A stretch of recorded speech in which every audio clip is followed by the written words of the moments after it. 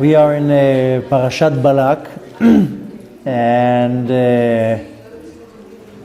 we want to ask a big question. How can it be that such a wicked individual gets a parasha portion named after his name?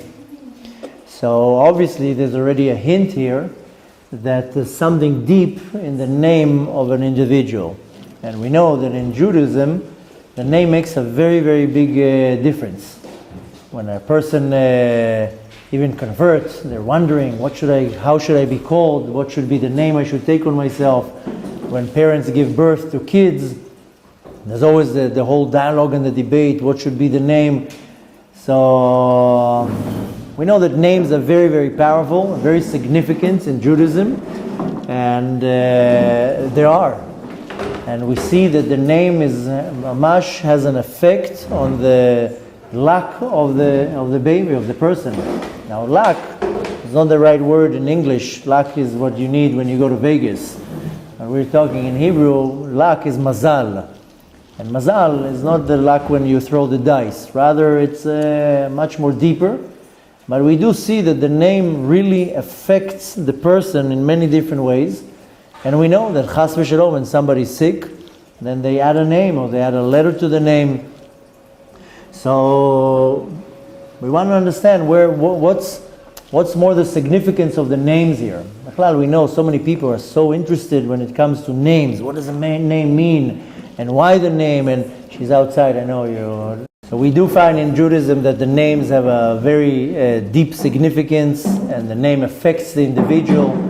And we see that in the Torah many times. For example, for the wife of Avraham Avinu, Sarai, she couldn't have a baby for many, many years.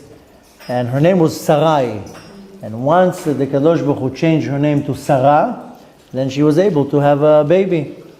And the Kabbalistic explanation to that, because in her name she had the letter Yud, Sarai, and Yud is considered a male letter, and not only that, it was very undeveloped.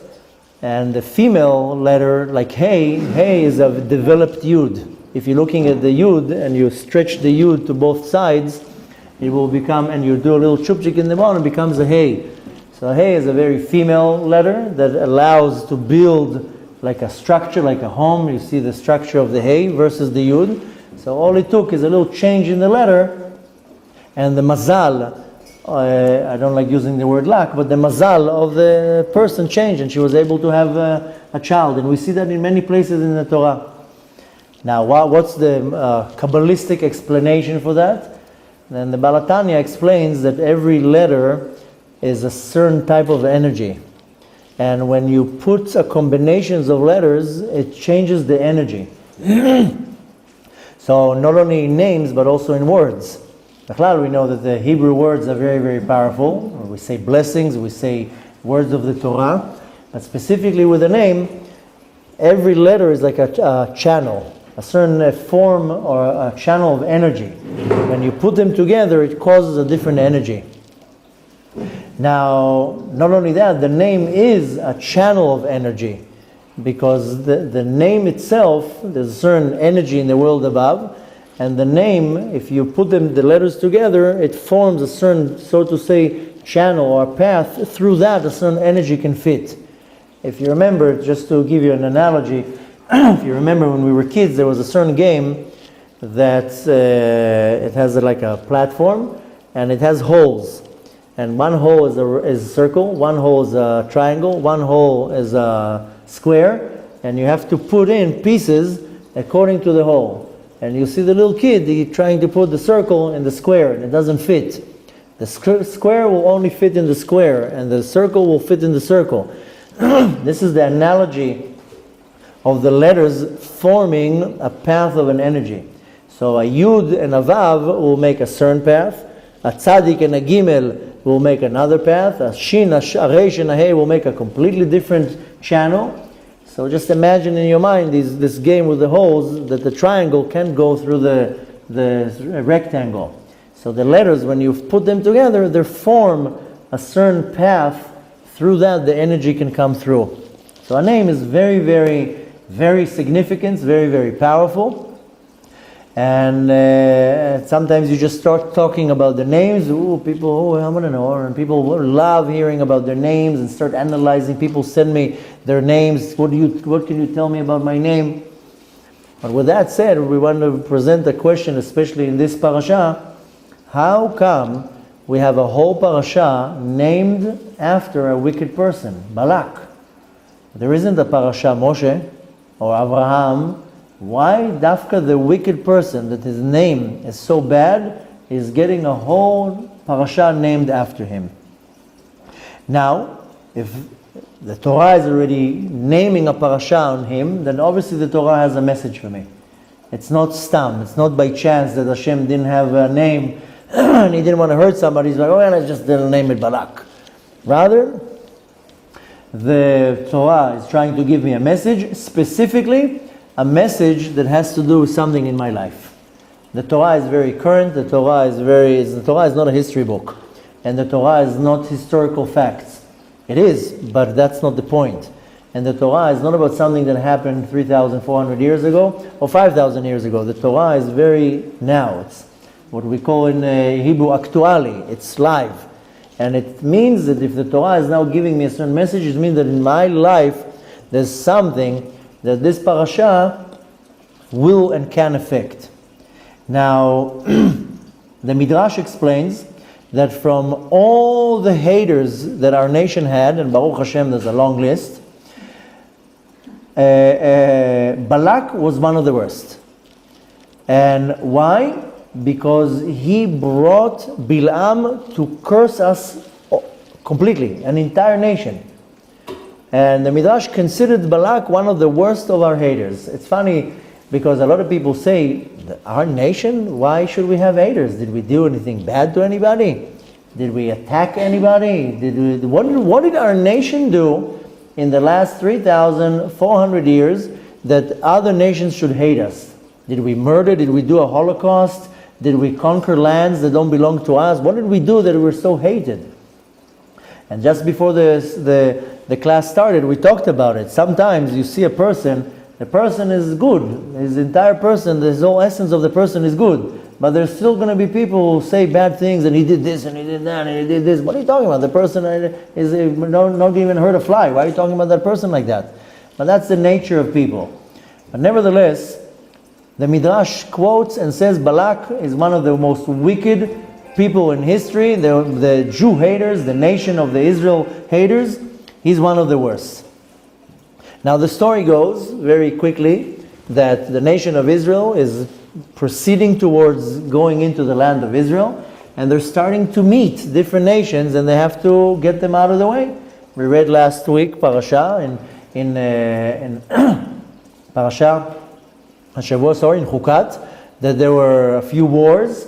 The nation of Israel, they ran into Sichon and into Og, and that was part of the process. Now they're getting closer and closer to Eretz Israel, and they're starting to fight different nations, and they fight big nations. Sichon and Og were like these massive nations. And suddenly, this little country called Moab, they're next in line. And they're observing, they're looking on CNN what's going on, and they see the reports of CNN and Fox and all these networks, and they see the nation of Israel. They beat up Sichon. It's almost like saying around the area of the Israeli army going to a war with the American army. It's not even. How can you compare for every Israeli soldier, there's 1,000 American soldiers. It's not even comparison. The army, the size of the army. And then another army, Og Melech HaBashan, it's like the Israeli army going against the Russian army. It's like they crush us in 3 minutes. So, but nevertheless, the Israeli army at the time, led by Moshe Rabbeinu, they have these miraculous victories. Now stands this little chachke, this Moab, and he says, wait a minute, they totally demolished these huge nations. What's going to be with me? They're going to eat me alive. They're going to have me for breakfast. Okay, now Moab gets upset, and not upset, he's getting scared. So he goes to Balaam and he says, how are we going to get rid of these people? So, and he of course goes to Balaam to hire him to curse us. Now,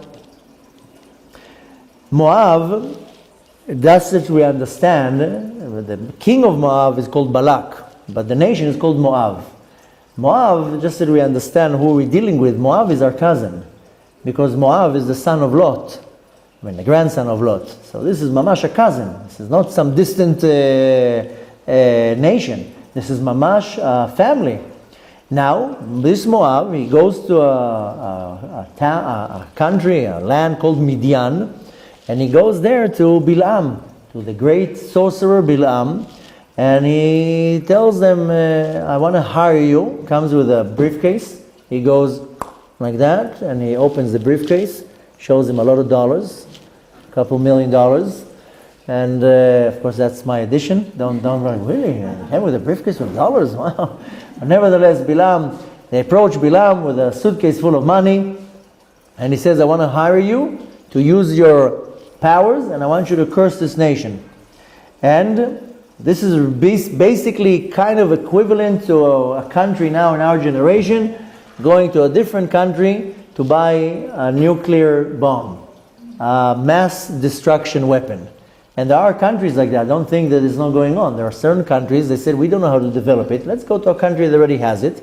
We have a lot of money. How much do you want? You want $1 billion? You want $2 billion? You want $10 billion? How much you have? We have a lot of money. Just give us the bombs. So same thing here. Moab says, I can't fight them. I want to buy a nuclear bomb. Now, 3,400 years ago, they didn't have nuclear bombs. They had Balaam that comes with one curse and destroys an entire nation. This is called a mass destruction weapon. Now, the secret was with Balaam. Balaam was a sorcerer. He was a mamasha mechashef. And he was as powerful as Moshe Rabbeinu. Shlomo Melech says, Zelu matzeh bara Elokim. Everything that Hashem creates, He creates a neighbor, an opposition. So one side is the Kedusha, the holiness, the other side is the unholiness. So the Lu'umatze, the other side of Moshe Rabbeinu was Balaam. And our commentary says that if Balaam would go to a positive side, he would be more powerful than Moshe Rabbeinu. So Balaam was a very, very sophisticated, a very high-level sorcerer, and he knew not only how to curse, he knew exactly the moment of the day that the midah of din, of judgment, is active.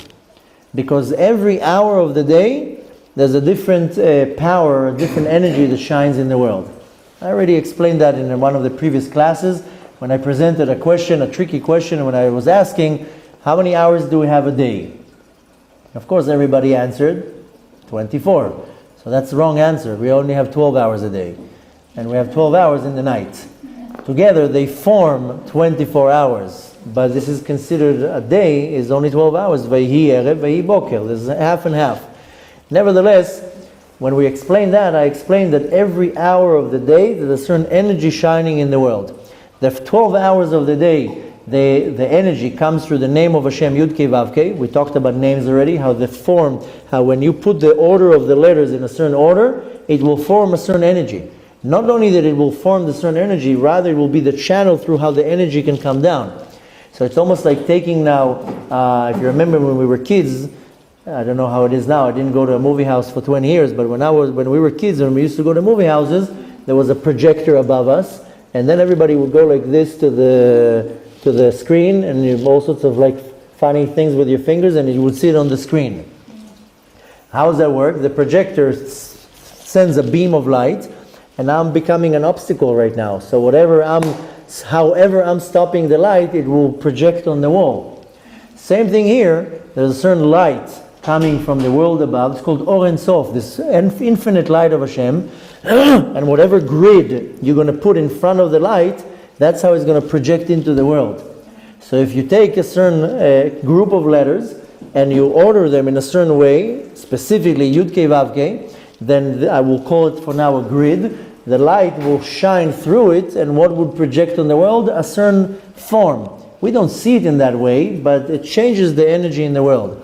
Now take the letters Yud and Hey and the letter Vav and Hey. Now switch it and do Hey and a Vav and a Hey and a Yud. This is one of the combinations. It changes completely how the light penetrates into the world. So there are 12 combinations of Yud Kei Vav Kei through 12 hours of the day. And in the night, the same thing with Hashem's name, Aleph Daled Nun Yud. What we pronounce is Ador, and then we say Nai. So even though Yud Kei Vav Kei, we also pronounce it as Ado, and then we say Nai. But nevertheless, the 12 hours of the day come from Yud Kei Vav Kei, and the 12 hours of the night is Aleph Dalet Nun Yud. And when you switch the letters, then it gives a different form how the light projects into this world. Remind me to show you after the class. I have a friend, a big Mekubal friend, who gives me, thank you, these charts of the letters of the Kadosh Baruch Hu for every month. Every month I give them out. Sometimes we pass them around. Remind me, and then in the class I'll show you. But nevertheless, every day, every hour of the day, there's a certain energy in the world. And even in that hour, every minute has a different energy. And even in that minute, the minutes are divided in parts. I don't know if you're ever present in a shul when they're announcing the birth of the month. They say the day, the hours, the minutes, and the parts. A part is 3.33 of a second. So the Arizal says that every 6 seconds the world, the structure of the world changes. We don't see it, but some great Mekubalim, they're able to see, and they even know exactly when Shabbat comes, because the energy of the world is completely different. Balaam knew exactly to aim to the right moment. That when you curse that moment, the damage will be massive. If you know how to aim to the right moment, then the damage can be very little, or chas v'shalom, if you do a good aiming, it will be massive. Balaam knew exactly the moment that the midat hadin, the attribute of din, is very powerful, and that's when he would go and curse. Now, that's how he was able to do it. He was waiting for the time that we're not in such a good place. This is kind of like, sometimes you have kids, and one kid is fighting with a brother, and they want to get the brother in trouble, so they're waiting for the father to be not in a good mood, and then they go tell the father, you know what he did? And the father's not in a good mood, so right away will be a punishment. So sometimes kids works the other way around. My kids, when they want something, they're waiting to find me in the best mood ever. Then they come and how are you? And after a few minutes of what we say kissing tuchis, that's when they're like, by the way, do you think I can have that toy that I really, really want? And so Balaam knew on the negative side exactly when to say the curse. Now, there's a story we learn here every week, Ma'amarim, discourses by Levi Yitzchak from Bardichov, and there's a story that one time, it was Erev Yom Kippur. Yom Kippur was coming, everybody's in the shul ready, everybody's getting all excited, very big shul, everybody wanted to pray with the tzaddik, and everybody's waiting for the tzaddik to start praying, and he's pacing backwards and forth. Then he spots at the end of the room a stranger, doesn't really come there so often. Just you have to remember that 200 years ago, it wasn't like today that every 2 meters you have a shul. Sometimes people didn't have shuls, so they would pray by themselves. But on Yom Kippur, people would travel from miles away to pray in a minyan. So he spots this person from some village, and he comes to him and he tells him, "You're from this and this village, right?" He says, "Yes." So he asks him about all these villages, these towns had a paritz. Paritz was like a Gentile that was the landlord of the city. He owned all the properties and he rented them out, and usually they would be not so polite and so not so nice. So he tells him, "You from that town?" Yeah. He's like, "What's going on with that paritz, with that landlord?" And he says, "He's okay." He tells him, how about his dog?" "His dog? What do you care about his dog?" He tells him, "It's funny that you're asking me about his dog, but this was a very unique dog. This dog cost him 2,000 gold coins." And he's like, "No, so what's going on with the dog? Is the dog still alive?" He tells him, "You know what? One time the paritz, the landlord, he got a little bit cuckoo one night. He pulled out his gun and he shot him. Just like that." Levi Yitzchak is happy now. He said, "Good." Takes his siddur and he starts praying. I'm like, what's going on here? Now, are you getting that's what's exciting you before Yom Kippur, that the paritz shot the dog?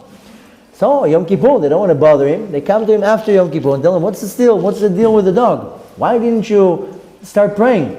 So he told him, "Listen, before I was about to pray, I saw in Shamayim there's a very big prosecution against the nation, a kitrug, and And why was the kitrug? Because one time there was a poor person who went to that town, and he went from door to door and asking people to give them money. And he went to it was a Jewish poor person. But they're all so poor there, they didn't have what to give him. So one person gave him a little crumb, another person gave him like the little piece of cheese, another person gave him a little piece of straw. They didn't have what to, they were poor themselves. And he was so weak and so undernourished that he was walking and he was about to faint, and then he falls in front of the house of this landlord, this paritz, and he's begging, please, if you have anything to give me. He was about to mamash lose conscious, and the paritz, the landlord, gave him food and fed him and took care of him, and he gained his energy back. Now what happened? There was right before Rosh Hashanah, became a prosecution. The Satan, the devil, goes up to Shemayim and says, look at that. The Jews of the town didn't help him. And the Gentile, who was evil and mean, he helped him. And it aroused a very big prosecution in Shemayim. Now, Levi Yitzchak had to be the defense attorney here. He's known to be the defense attorney of the nation of Israel, the Senogoram Shel Israel. So he went to Shemayim and said, listen, these Jews, they don't have what to give from themselves. The paritz, he has a lot of money. What's for him to give a little sandwich? It's nothing. He's a millionaire. For him to give a little bit of food, it's not even relative to what he has. But the Jews, they're poor themselves. You know what it is for them to give a little crumb? For them it's huge. Now how did he use that as, so to say, to overrule the prosecution? He says this paritz has so much. Look at him. He killed his dog that cost him 2,000 gold coins. He just like that killed him.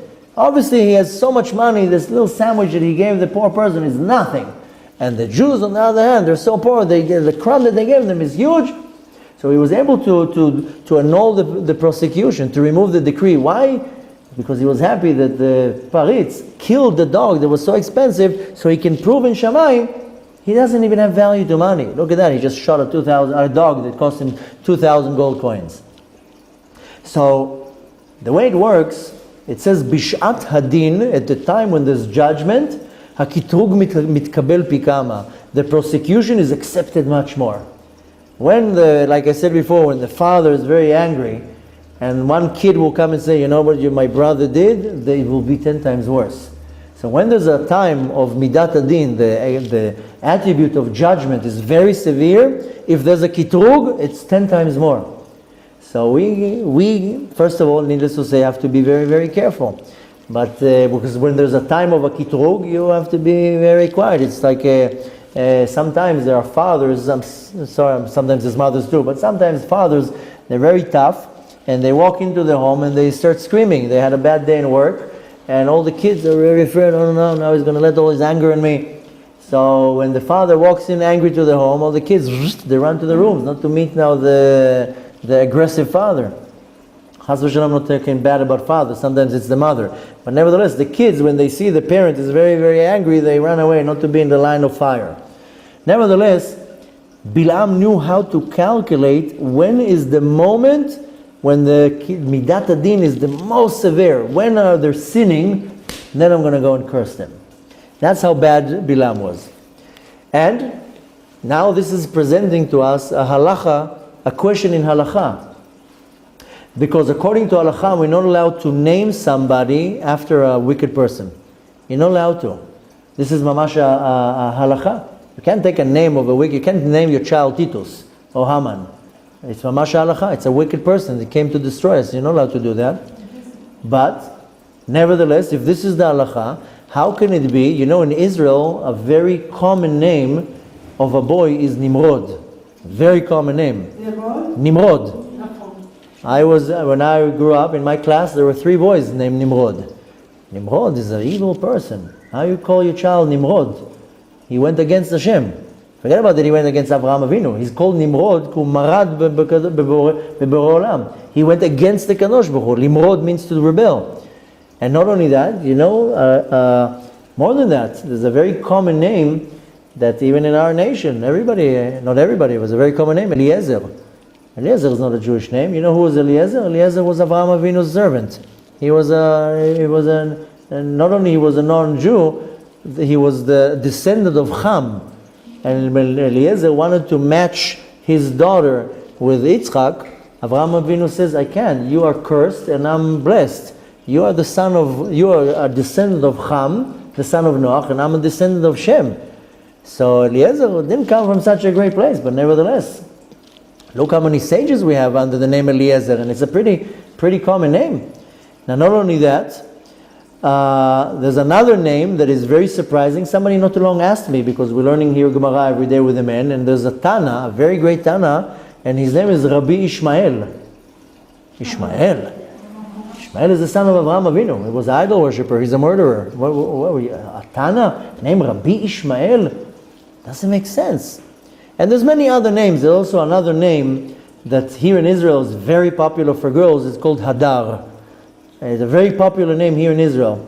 And Hadar was one of the Alufei Esav, one of the princes of Esav, a very wicked individual. Why are you naming your child Hadar? So comes, of course, a big question. How do you name a child the name of a wicked person? Now, not only that, where do we come up to? I mean, nobody can come and tell you, oh, the Torah says something. If somebody comes and tells you the Torah prohibits you to do something or allows you to do something, if there's no supportive source to that, then don't believe that. And in our generation, people just throw all sorts of things in the air. The Torah tells that. Oh yeah? Show me where. So comes, of course, a question, where does it say, what's the source that says that I'm not allowed to call a child under a wicked name? Where does it say that?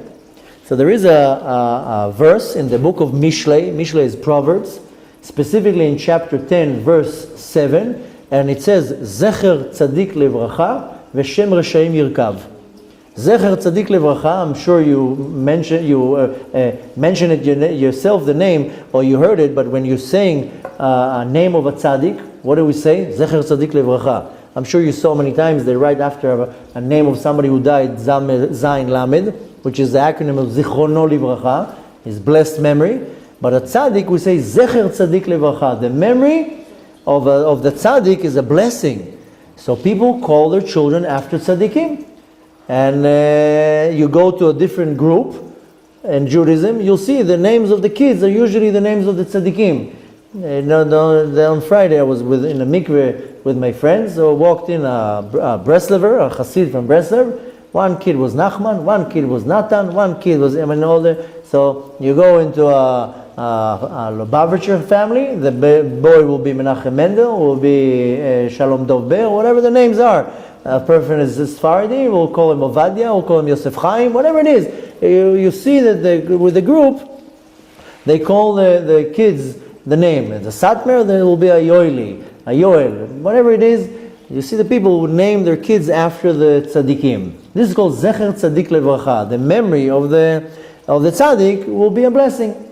But the verse continues and says, V'shem Reshaim Yirkav, and the name of a wicked person should rot. Don't call a child under a name of a wicked person. So this is the verse where we learn that we're not allowed to do that. So comes, of course, a bigger, again, the halacha question, how can people name their kids under a name of a wicked person? Now, this verse, by the way, was really explained, it was called about a certain individual, that a little bit after the time of Mishlei, of Shlomo Amelech, came the Talmud, and there's a story in the Talmud about a certain individual. His name is Ben Kamtza. I know it sounds like Bar Kamtza, but it's a different story. This individual is called Ben Kamtza. And the Talmud is saying this verse, Shem Reshaim Yirkav, goes on this person. Why? This Jew that his name was Ben Kamtza, he had a very special talent that he knew how to write the holy name, Hashem HaMeforash, and very few people know how to do it. Because he knew he had a talent to, when you write on a parchment, you don't write with a pen. It has to be with a feather. And there's a certain way to write it. He knew how to put 4 in between his fingers, and in one shot to write Hashem's name. It's a very unique talent to know how to do that. Just imagine 4 quills in between your fingers, you dip them, and in one shot you move your hand and you write Hashem's name, Hashem Unforgable. It's a big talent. So the sages came to him and told him, please, if you don't mind, maybe teach a few people how to do it. We'll find the people that have the talent, you teach them how to do it. He wanted to have copyright, he wanted to be Disneyland, how do you call it, not Disney, Walt Disney that has a how do you call it, a trademark? He wanted to have a trademark. Oh, I want to be the only one who knows how to do it. And he didn't want to do that. He didn't want to teach. So the sages came out with a decree. First of all, they say on him, Shem Rashaim Yirkav, he's a Rasha, don't call anybody under his name. And at the time, the sages went and made a decree, this person, nobody should name their child after this person's name, this is a wicked person. Now comes the Talmud and presents a question. And it says, how can it be that sometimes you see a person that is named after a wicked person and they still have success? Where do we find that? There's a certain individual, his name is Doeg. He's known as Doeg HaEdomi. He wasn't a nice person. When Shaul, not a nice person, he was a wicked person. When Shaul was looking for King David, he went to Doeg, and Doeg told him, oh, you know where David is? I'll tell you where he is. He went to a little city called Nov, and this is the city of the priests. That's where the priests used to live, and the priests were very nice and hospitable. They hid him there. So Doeg told Shaul, he's over there. The priests, the Kohanim? The Kohanim, yeah. Not the Jewish priests, the Kohanim, sorry. So Doeg told Shaul where David is hiding. Shaul went there. He killed the Kohen Gadol, his name was Achimelech. He killed him plus 85 Kohanim. So this Shmegeg, this Doeg, was a big Rasha. How can it be? There is a story that the certain mother called her son Doeg. We're going to read it very soon, because very soon around the corner is Tisha B'Av. Tisha B'Av, we read a certain Megillah, it's called Megillat Echa. In this Megillah, we read a certain portion about a certain mother that she was very, very wealthy. She called her son Doeg. Why you call your son after a wicked individual that because of him a Kohen Gadol plus 85 Kohanim were murdered? And you call your son Doeg? Now what did she do? She was very, very wealthy. She used to weigh her son every day, and every day he would gain weight. Whatever amount of grams that he gained, the equivalent number of that, she donated money to Beit HaMikdash. She was very, very wealthy, and she wanted to do something good in the name of her son, and that's what she did. But you know what the Megillat Echa says? I know it sounds extreme and very unsettling to the ear, but when there was a siege on Yerushalayim, then there was hunger, 3.5 years, if you remember. We're going to read it now. We're going to learn very soon as Tisha B'Av. We're going to start learning about the siege and what was going on there. And there's horrible stories. I mean, we relate with horrors such as the Holocaust. And we see videos and pictures and stories, you want to throw up. But there were many other Holocausts. There was also a Holocaust at the time of the siege, 3.5 years. There was a Holocaust there. And the story says in Echa that she was reached to a point of such starvation that she killed her own son and ate him. That's what the Megillah Echa says. Nevertheless, that's where the Talmud says, don't call your child under a name of a wicked person, or Rasha. First of all, why don't you do it? Because you don't want to commemorate the name of the wicked person. Let his name go into the grave with him. What we say, Imach Shimo. When we want to mention Haman, Hitler, and many others, say Imach Shimo. What do you mean Imach Shimo? Shmo is his name. Imach, it should be completely, it comes from the word limchok, erased. His name should be erased from the universe. His name should go with him to the grave. So first of all, we don't call a child after a wicked person, because we don't want to commemorate the name in any way. More than that, it's very bad for the child. It's a very bad mazal. It's affecting the child in a very negative way. And many other things. But nevertheless, there's a story, again, the story can be found in the Talmud, specifically in a tract it's called Yoma, and it's talking about 3 great sages that went to fundraise. This is not a new thing. In our days also, the rabbi has to go and fundraise for his shul.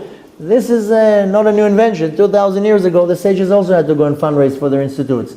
So they're talking about three big sages, and they went to fundraise. The story says that they actually went to fundraise for Pidyon Shvuim, for redeeming prisoners. It's a very big mitzvah. But nevertheless, it's talking here about Rabbi Meir, Rabbi Yehuda, and Rabbi Yossi. Three giants. And they went and fundraised, and they came back. At night when they came back, they hired a hotel, and they had a lot of money. In our days, you have a safe in the room. In the olden days, you come to the clerk and says, you have a safe, you keep the money. So, Rabbi Yossi and Rabbi Yehuda, they just gave the clerk, the guy there, the however it's called in the hotel, they gave him the money to keep it for us. Rabbi Meir came and told this person, what's your name? And he's asking, why you ask my name? Now in hotels they have a name tag. Maybe that's why the reason why they have name tags now, maybe because of this story, because he didn't have a name tag. So Rabbi Meir came and tells him, what's your name? So he tells him, my name is Kidor. Rabbi Meir said, thank you so much. I'm not giving you my money. He kept it by himself. Comes the morning, they wake up in the morning, Rabbi Meir, Rabbi Yossi and Rabbi Yehuda, they go, tell him, we're leaving, we're checking out. Can I have my money? What money? What do you mean about money? We gave you a lot of money yesterday. I don't know what you're talking about. I wasn't here yesterday. And needless to say, tricked them and took the money. They ran to Rabbi Meir and says, how did you know? How did you know not to tell him? Not to give him the money, sorry. So he says, well, I knew his name. I asked him for his name, and his name revealed to me his essence. What was the name? The name was Kidor. There is a verse, can be found in the book of Dvarim, specifically in Parashat Elchanan. This is chapter 32, verse 20. And the verse says, Kidor ta'puchot hema, banim lo amen bam. The translation is, for they are generation of changes, they are not recognizable as my children, whom I have reared. That's what the verse says. What is it basically saying? He listened to the name, he says, this is not a trustworthy name. This is a name you can't trust. Because of the name. And he didn't give him the money. So we see from that the name can control my mazal. Maybe a good mazal, bad mazal. And we see that people, unfortunately, when they have bad mazal, they add a letter to the name. They'll add a name. A person is very, very sick. When the person is mamash on the deathbed, nothing helps. And the doctor says, we have nothing to do. Run to the rabbi. There's a certain prayer you say. You add a name. So we see from that the name is really affecting the mazal of the person. But comes here a very interesting commentary, specifically by the Gaon Chida. I don't know if you heard of him. He's a very big Mekubal, lived about 250 years ago. His name is Rabbi Chaim Yosef David Azulai. He's known as the Chida. And he's a very big commentary on the Torah, but also a very big Mekubal. And he says that it's actually depending what's your intention when you name the name. If you name your child Ishmael, if your intention is to name it after the son of Avraham, then it's not a good thing. But nevertheless, we do have a few big Tanaim that their name is Ishmael. If the father's intention goes on the meaning of the name, then it actually is good for the child. You know what it means? The meaning of Ishmael? Yishma El. Hashem should hear, Hashem should listen. So if the person has the kavanah for the name itself, what is the meaning of the name? It actually doesn't harm the child, and it's actually good for the child, depending on the meaning. And there's a joke that I heard on that not too long ago, that there were a young couple, they got married, and Baruch Hashem, they were blessed with a child. And starts now an argument. How are we going to call the child? And the mom says, I want to call him after my father. The father says, we should call after my father. And they argue in World War III. What do? Let's go to the rabbi. They go to the rabbi. Rabbi, we have a problem. We have a child, Baruch Hashem, Mazal Tov, but we don't know what to name him. So the rabbi says, what's the problem? The mother says, I want to name the child after my father. He says, okay. And the father says, I want to name the child after my father. So the rabbi says, so what's the problem? He turns to the wife. He says, what's your father's name? She says, Yosef. Okay, so he turns to the father. What's your father's name? He says, Yosef. No, so what's the problem? Call him Yosef. So the mother says, no. My father was a tzaddik. My father used to learn Torah all day long. My father was charitable. He helped people. He was Yosef a tzaddik. His father was a bum. He was a no good for nothing. He didn't make a parnasa. He never learned Torah. He was nothing. If I call him after my father, then my child will grow up to be after the grandfather a tzaddik. If you call him after his father, he'll grow up to be a bum. So the rabbi says, how about you call him Yosef? And when he grows, we'll figure out if he's from your father or from your father. But nevertheless, the Chidah says that the intention of the name and the meaning of the name is actually what will allow you to call the name, the child, the surname. So we see that some sages, their name is Ishmael, or a person that his name is Eliezer. You know that the son of Moshe Rabbeinu is Eliezer. Why? Yeh Eli be'ezri. My God will be my help. He will help me. So it all depends on the intention that the parents have. If the parents have a very pure intention, then that already will go over above the name of the wicked person. So already we have here an opening why people can and sometimes they do call a name that might not be sound like such a name of a tzaddik. But of course, we all boils down to the same question. How can it be that this wicked man, Balak, gets a whole parasha named after him? Now, comes even a bigger question. Why isn't the parasha called Balaam? He's more of a star in this parasha. He's should get the credit. So if you're already calling it after a wicked person, call it after Balaam. After all, Balak went to Balaam. He's a higher star here. So there's a very interesting point here that most of our enemies, the Torah forgave. Paro may end up doing tshuva, Esav end up doing tshuva. The Torah is very forgiving, which we have to learn that, also to be forgiven. So most of the enemies of our nation, the Torah forgave, besides two. One of them is Amalek, and up until today, there's a mitzvah every day to mention that we have to uproot Amalek. It's a mitzvah to hate Amalek. And the other one is Midian, is Balak. We have to hate him. And these are the two people that the Torah didn't forgive them. The Torah forgives anyone who fights our nation that has a certain agenda. Paro had an agenda because he was afraid that we're going to be multiple, that we're going to be more powerful than him, and therefore he had a good reason why he wants to kill us. I'm not justifying the reason, but the Torah says it has a reason. But Midian and Amalek, we didn't do anything to them. Did we do anything to Amalek? To Paro I can understand. We bothered him. We came to his land, we overstayed the visas, we came 70 people, suddenly we're 15 million people, we're a threat to the nation. So he says, listen, I don't want you here. I can understand. Again, I'm not justifying, I'm just saying there's a reason here. Amalek, what did we do to Amalek? Did we ever did anything to Amalek? It's almost like the Iran. What did we do to you? We don't even share a border with you. I can understand, maybe you say the Egyptians, the Syrians, we share a border. Let's say they say we went into their land. Iran? 1,600 kilometers from here. What did we do for you? We ever did anything to you? Why do you want to destroy us? We stepped on your toes. We're competing with you in the market in the world for oil. We didn't do anything to you. You know that 40, 50 years ago, we actually gave Iran ammunition. We taught them how to fight when they had the war with Iraq. We didn't do anything to Iran. Why do you want to extinct us? So this is an Amalek. This is an Amash and Amalek. I didn't do anything to you. Why are you trying to hurt me? So these types of enemies, the Torah says that I can't forgive. I will forgive you if you have a certain agenda or something makes sense here. But when I didn't do anything to you, I didn't do anything to Amalek. What did I do to Moab? What did I do to Midian, to Balak? Did I do anything to him? I didn't do nothing. Nevertheless, an enemy like this you have to uproot, you have to kill.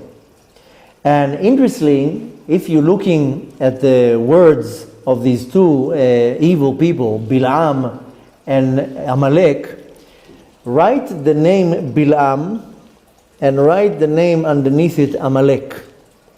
Okay, imagine it in your mind. Balaam is Bet, Lamed, Ain, Mem. Bilam. Underneath it, write Amalek, Ain, Mem, Lamed, Kuf. If you switch it now like this and you read it to this way, then the Bet and the Lamed of the beginning of Bilam and the Ain, Mem of Amalek in the beginning, what does it become? Bilam. And if you're looking at it from this side, the Ain, Mem of Bilam and the Lamed, Kuf of Amalek becomes Amalek. Just imagine it in your mind. You were able to see the vision? No? Give me a pen, I'll show you. So again, Balaam and Amalek, they have a connection. They share the same spark of hate against us. Both Balaam and Amalek. Now, people like this, you don't forgive. This type of people, you do not forgive them. You don't forgive, you don't forget, you don't become what we call in Hebrew Yafeh Nefesh. Don't pretend. These are enemies that want to destroy us for no reason. We didn't do anything to them. If I did something to you, I understand you're upset, but I didn't do nothing. No. Of course Hashem puts them there, but nevertheless, we didn't do anything to them. Now, when we want to analyze Balaam, they came to Balaam twice. And if you want to really go through the story, the first time they come to Balaam and they come with a suitcase of money and they say, we want you to curse them. He tells them, let me see, I'm going to have a dream, let me see what the Hashem tells me in the dream. Hashem comes to him in the dream, tells him, don't mess with them. So he comes out and says, listen, I can't do anything, can't help you. But nevertheless, the next time when they return, he accepts. Now, the difference between the first time and the second time, the first time he wanted to curse literally for the sake of Shamayim, just for sake, just for cursing. The second time he wanted to do it already for the money.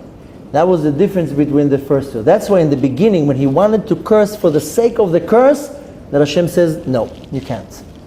But later on, when the intention was greed, was money, so Hashem says, okay, now go do what you want to do. Nevertheless, the Kadosh Baruch Hu changed it. But you see that when the wicked person, Balaam, wanted to curse just for the sake of cursing, then that Hashem says, I'm not going to allow that. But nevertheless, the second time, because there was greed, there was money, then Hashem says, okay, now you can do it. What is the meaning that Hashem said that Hashem didn't want? The message is that if you do something for a certain intention, sometimes Hashem will allow it, and sometimes Hashem will not allow it.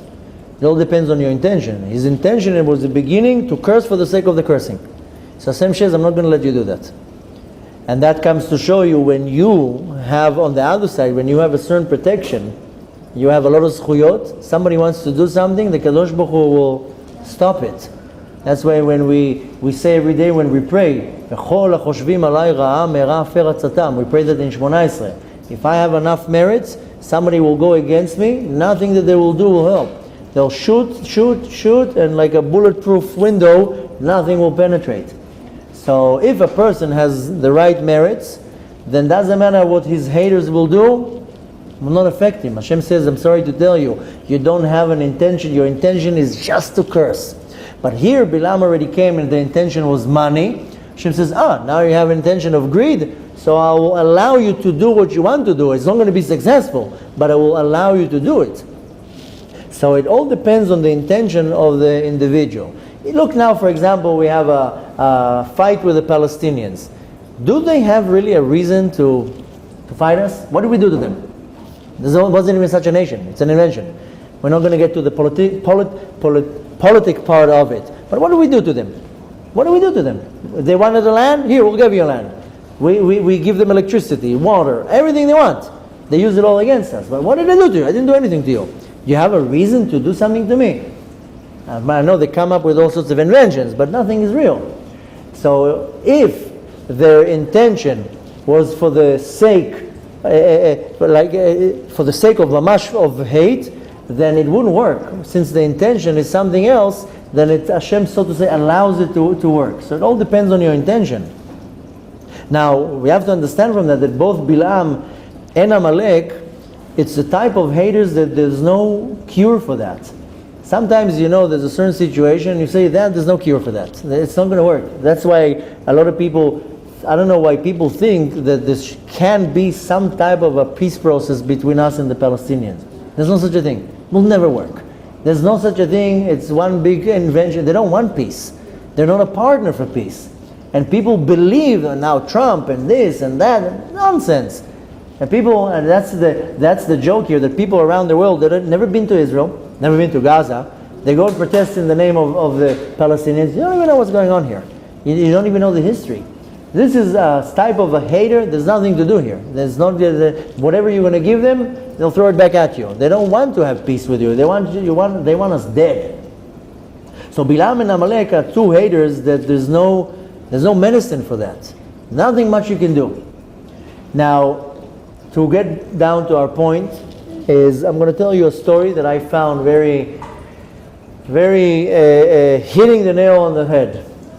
There was once, I believe it was in the 70s, maybe the 80s, I might be mistaken, but I think it was in the 70s that one time in Toronto, somebody burned down a shul. And a few young individuals, obviously anti-Semites, whatever it was, they burned the shul down with the Sifrei Torah, with everything. The whole shul burned down. Okay, it was a very big thing at the time. Canada was a very quiet place. Things like this don't happen. Okay, it was a trauma to the community. At the time, there was a certain individual, I don't know if he was a rabbi or not, his name is Glochovsky. It could be that he's a rabbi, I don't remember, I just remember the story a long time ago. I don't remember all the details, so if I make a mistake, don't hold it against me.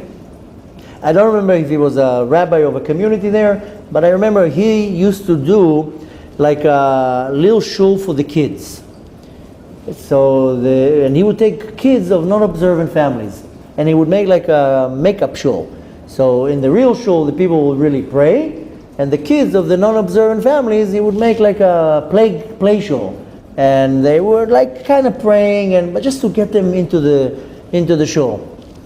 And one time there were two brothers, and they came to this activity on Shabbat, and they were new for the group, and that was right after the other shul was burned down.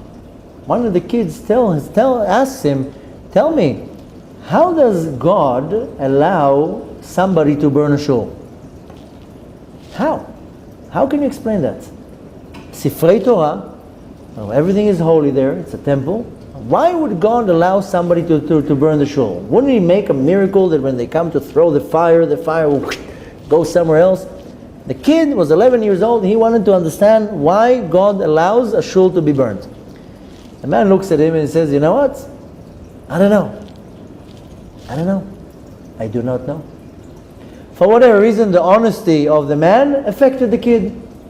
Okay. Nevertheless, 40 years pass. In a very odd way, one time this Mr. Glochovsky, Rabbi Glochovsky, bumps into a man, looks a little bit familiar to him, and they start talking, and the man, who's already an adult, says, "Don't you remember me? I'm this kid that came to your play shul." I'm calling it a play shul because it wasn't really a shul, it was outside, and they're just pretending that it's a shul. "I'm that kid who came and asked you about the fire." Oh, hugging and kissing, and then, okay. And he tells him, "Do you remember the question that I asked you 40 years ago?" He said, "Of course. You asked me how could it be that Hashem allows a shul to be burned?" So he says, "Do you have an answer?" He says, "No, 40 years passed, I still don't have an answer." So the child, who was an adult at that point, says, "I have an answer. If that shul would not be burned down, not me, not my kids that are all observant, not my grandkids that are all observant would be in the world of the Torah. We wouldn't be observant. The shul had to burn down so we can be pulled into the Torah." And I attribute that to the shul, because what caused me to be inspired and to be intrigued to find out about the Torah is because the shul burned. It was a curiosity in my mind, and I started coming to your activity. The fact that you were honest enough to tell me, "I don't know," it inspired me, made me observant. Now my kids are all observant, and now their kids are all observant. And because the shul burned down, we wouldn't, if the shul would not burn down, we would not be here. So this is my answer why the shul burned down. So for us, you're talking here about a generation after generation after generation to be close to the Torah. So Hashem says, I'm willing to burn a Sefer Torah to bring souls back to me. And this is the point. This is the point. This is this point in our life that is one of the most important points of our life.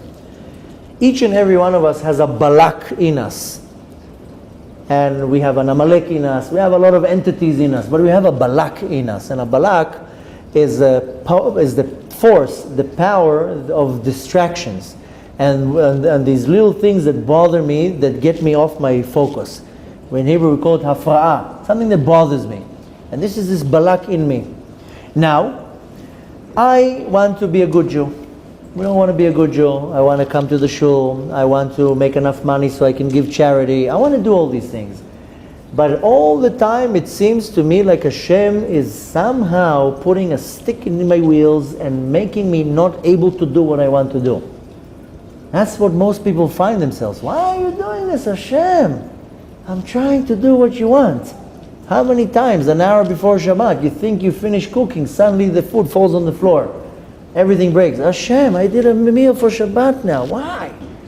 How many times you want to do something good, and it seems like somebody came, the term that I say is putting a stick in the wheel, because when we were kids, we were very, very naughty. We used to put a stick in somebody's bike in the wheel, and you go flying.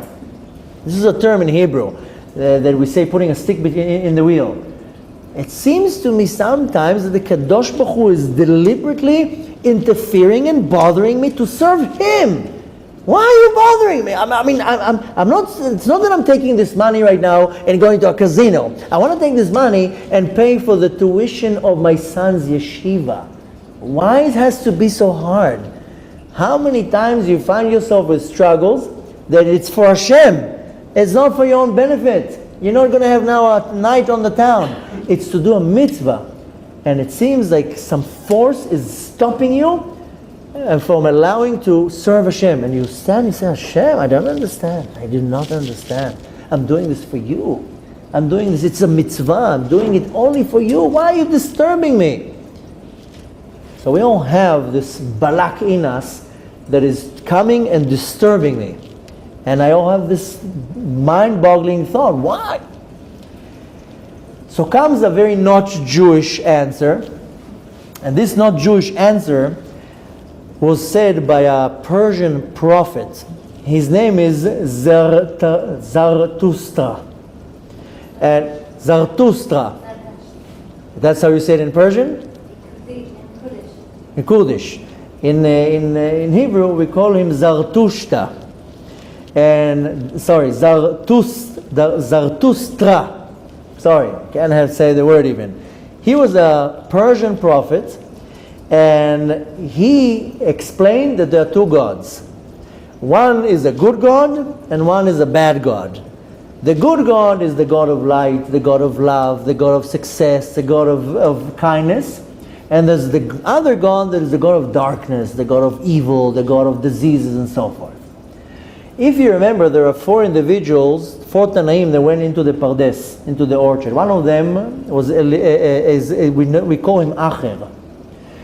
He went into the Pardes, and he went out and he went off the derech, what we say, went completely off the track. Elisha ben Abuya, we call him Acher. He's the one who believed that prophecy. Why? Because he goes up to the Shushamayim, he goes into the Pardes. And he goes up to the Pardes is an orchard, but it's an acronym of Pshat, Remez, Drash, Sod. And we know four of them went in. The only one who came out in peace was Rabbi Akiva. Nichnas b'shalom, yatsa b'shalom. But Acher went in, went out, cuckoo. Not cuckoo, he went off the derech. He says, that's it, I don't believe in God anymore. Why? Because the story says that he went up to the world above, and he saw thousands and thousands of angels standing, and then he sees one angel sitting on a chair. This is the angel, it's called Metatron. We learned about it a couple times in the Zohar. And when he saw that angel sitting, he says, he must be right. There are two gods. Because why all the angels are standing and one of them is sitting? Must be that there's a good God, and a bad God. And that was his kfirah, that was his heresy. That he says there's two gods in Shamayim, there's not one God. Now, that's why he explained, he says, this is why there's evil in the world. Because the good God, the God of the Torah, that's the good God. And he brings good to the world. But there's the bad God, the evil God, that's the one who was sitting there. That's the prophecy of Zarathustra. And this is because of him, there's evil in the world. And anything that comes evil to the world is because of the evil God. So this is a very not Jewish answer, a not Jewish approach to the question that we ask. Why does Hashem bother me to serve him? And I'm sure you can pinpoint in your life numerous times that you came to do a mitzvah. You came to do something for Hashem and it all went completely rotten or didn't work out. Now comes the Jewish answer, the Jewish approach. I hope you pray Shacharit every morning, but every morning that we pray Shacharit, we say a certain verse. Yotzer or uvore choshech. He creates light and he creates darkness. And then we say, Oseh Shalom, he does peace, uvore et hakol. And he creates everything. Hashem creates the good and the bad. He creates the light, he creates the darkness. Hashem creates everything. Now, what do we understand from that? There's no question here. There's one God. There's no question here. This is our approach. Because there's only one God. So even the evil that is in the world is coming from the same God. There's no two gods. There's no God of good and God of bad. There's one God and everything comes from him. Yotzer or uvore choshech. The light and the darkness. Now, what do we learn from that? That even the darkness and the evil is good. There's no such a thing that is evil. Kadosh Baruch Hu doesn't create anything that is bad or evil. So even the darkness that we see in this world and even the evil that we see in this world is really good. It's not evil at all. Why is that way? Because our nature as humans, that if I want a person to work harder to reach something, it has to come with a lot of challenges. If everything would be good in your life, would you do anything? No, you wouldn't do nothing. So Hashem says, I want you to work hard. I want you to put effort. I want you to toil. Why? Because I want you to get to the peak, to the ultimate. Then it has to come through darkness. Because if everything would be good, you wouldn't do nothing. I love the people who says, if I would win the lottery, I will be sitting and learning Torah all day long. No, you won't. You would be sitting in Cancun on a jet ski. So Kadosh Baruch Hu says, if I will just give you everything easy, you will do nothing. You will be a bum. So Hashem says, and I have to bring it in a form of darkness. I have to bring it in a form of a challenge. And I have to bring it in a form of an obstacle. So you will want to rise above it and to reach to your potential. Why? Because when things are good, you don't change. If everything is good, you stay exactly how you are. You know when you change? When things are bad. When things are bitter and hard and you suffer, that's when you come and you start changing. And that's what the Kadosh Baruch Hu wants. And this is why this parasha is called Balak. This is the explanation. Because with Balak, it came with full force. It was the peak, the highest of everything. This is called, we call it Siha Otzma, the peak of the power. You know why? You know what comes out of this parasha? All the prophecies about Mashiach. Moshe Rabbeinu didn't even have prophecies like that about Mashiach. Balak, from that came all the prophecies of Mashiach. From Balak and Balaam. So from the ultimate darkness, from the ultimate evil, comes the message of the coming of Mashiach. That's where we see that the curses, they switch and they become blessings. So we just need to know how to overpower the curse, how to rise above the curse, above the darkness. And this is the secret here of what's going on in our life. We have a lot of bad things in our life. Everybody can now raise their hand and share with us some devastating stories. I don't believe that any person in our generation right now can come and say, what are you talking about? Life is amazing. Even though some people do say that because they have a very positive approach, but the reality is that we all have challenges. And if right now I have maybe a month or two of quiet, it doesn't mean that in 3 months there's not going to be a next challenge. We all have something to deal with. And problems with finance, and problems with relationships, and I can't find the other half, I can't have kids. Everybody, not michas v'shalom, Baruch Hashem, but people have problems. Everybody has problems. And this is the secret of what's going on in my life, that I need to open my eyes, and I have to see that from the worst situations comes the biggest blessings. I just need to open up my eyes and see that the darkness, the ultimate darkness in my life, is the source of all my blessings. And if I don't do that, then it stays dark.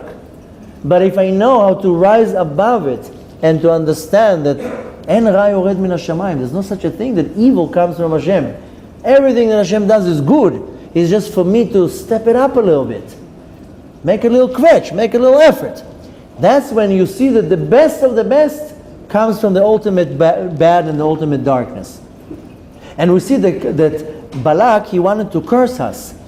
And instead of cursing us, he comes and tells us we're going to have a redemption. Mashiach is coming. So that's why we owe him a certain favor. As much as we hate him, we owe him a little bit of a favor. He came and told us Mashiach is coming, so we got a name in this parasha. So what we want to learn from that is, first, like we started the class, is names are very, very powerful. So if you are in the category of still can name children, or maybe you have some type of an influence, then names are very, very powerful. Don't just throw names. When we had Baruch Hashem, we have 6 kids, my wife and me. Every time we had a child, everybody was trying to intervene. Call him this, call him that, call him this. No, I'm going to call my child how I want to call my child. The Arizal explains that the parents get a spark of prophecy, a Ruach HaKodesh, and they name the child. And nobody should interfere in the naming of the child. It can be detrimental to the child's life. You don't invent names, and you don't name a child under pressure. And needless to say, chas v'shalom, when a person is in a place of a life-threatening situation, then yeah, we add a name, or we add a letter to the name, or we change the name a little bit. But we see from that the name is very, very powerful. Now, I'm not now going to open now another can of worms, because a lot of people saying, oh, so what does my name mean? And now I'm going to get 5,000 emails, people telling me, what does my name mean? Should I change my name? I did once a class about names. The next day, we got thousands of emails. I can't have a parnasah. Should I change my name? I can't find my other half. Should I change my name? So don't go fanatic here about the name. I'm just mentioning that the name has a very powerful meaning behind it. But what we need to take from that is that specifically, I'm not talking about now about the Yetzer Hara that's trying to drive me nuts.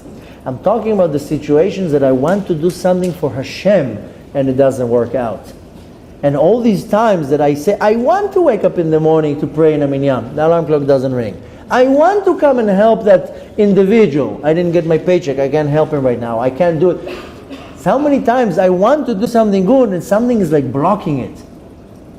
And that's really mind-boggling. Why is Hashem doing that? To make me understand that there's no such thing that is bad. Hashem just wants me to try a little bit harder. Hashem is raising the wrath all the time, constantly. You hear that Hashem says, I'm not satisfied with here. Now I'm going to raise it up a little bit. There was a young man here yesterday who was asking me a question. He was 19 years old. I told him, 19? You didn't even start your life.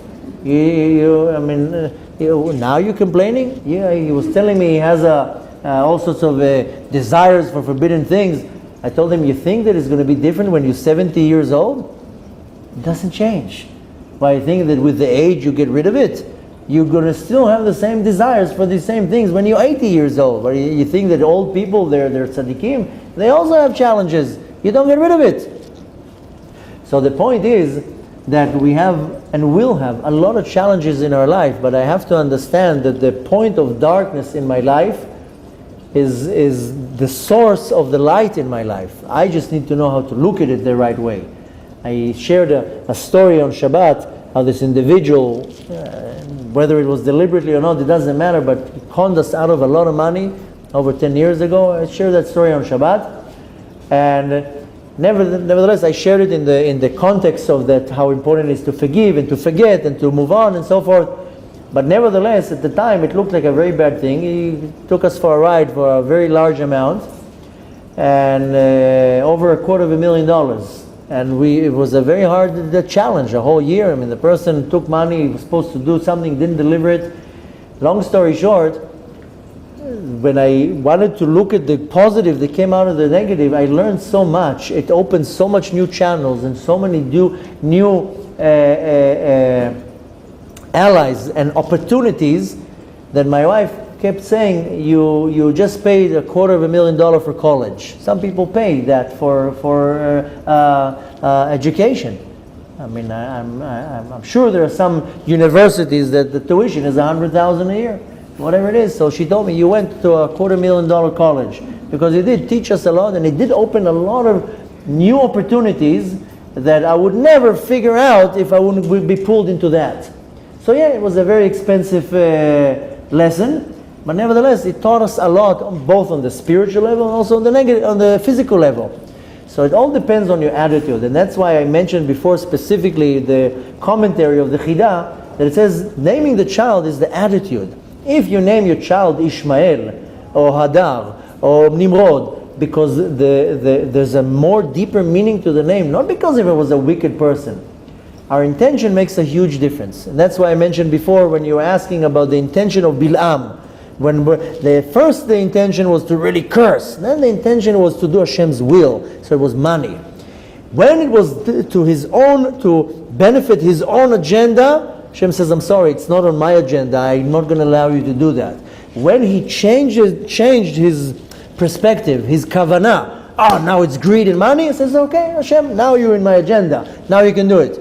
So our intention is extremely, extremely detrimental to my action.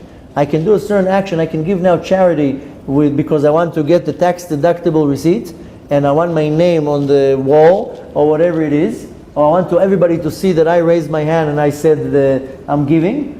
Or this is one intention. Or I want to do it because I really want to help, and I don't need my name on the wall, and I don't need a tax deductible receipt. I'm doing it for the sake of helping. My intention is completely changing the way of how everything is done. So we want to take this deep message for my day-to-day life, how to apply it in my life, is that every day I'm meeting challenges, and every day there's going to be some darkness in my life, and something that will pull me down, and that's where the Yetzer Hara is dancing on. Oh, see, look, Hashem forgot you. Hashem is not giving you attention. Look at this is not working out for you. But really, the darkness, the ultimate darkness, is the source of the ultimate success and light. Hashem just wants us to kvetch a little bit.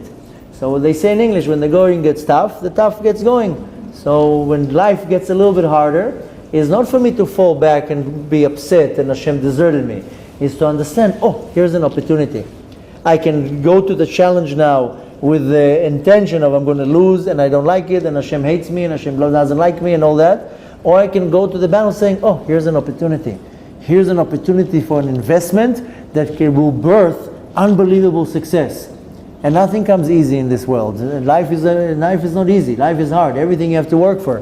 Whether it's business, whether it's relationships, it doesn't matter. You have to put effort. You have to put a lot of hard work. So comes the parasha and tells me, don't use the darkness as a pit to fall into. Use the darkness as a source of light. When they were asking Rabbi Shimon Bar Yochai, why were we created? Why do we have this world? Why do we need all this headache? The answer is very simple. For one action, kadid kaf yasit ra'acha, you have to subdue the other side of holiness, the evil side of the universe, the sit ra'acha. Why? That's what I'm created for? Yeah. Why? Li'thapcha chashocha le'nora, to transform the darkness into light. You are a Jedi. You came to this world. Hashem puts you in a certain place in the world. It's going to be a dark place. Now light it up. So it's not a punishment. It's not that Hashem doesn't like you. Hashem will place you somewhere in the world. And you're going to be dealing with something very dark, something evil, a neighbor that drives you nuts, a spouse, a family member. Doesn't want to work. What it is. Hashem says, now shine. Now break the darkness and bring light into the world. Do it with Torah. Do it with mitzvot. Do it with the right attitude. Do it with being positive. Just shine and make light in the world. And this is exactly the message in this parasha, that Balaam and Balak, as dark as they were, they came to tell us, by the way, there's a Mashiach coming. He's going to come very soon. So B'ezrat Hashem, with our hard effort, taking the darkness and transforming it into light, this prophecy is going to become a reality. And we're very close to that day. So all we need is a few more challenges to light them up and to see the positive in everything. And B'ezrat Hashem, then we're really going to be able to see with our own eyes the benefit of transforming the darkness into light. We're going to be able to see that very soon with the coming of Mashiach. Have a beautiful, restful week.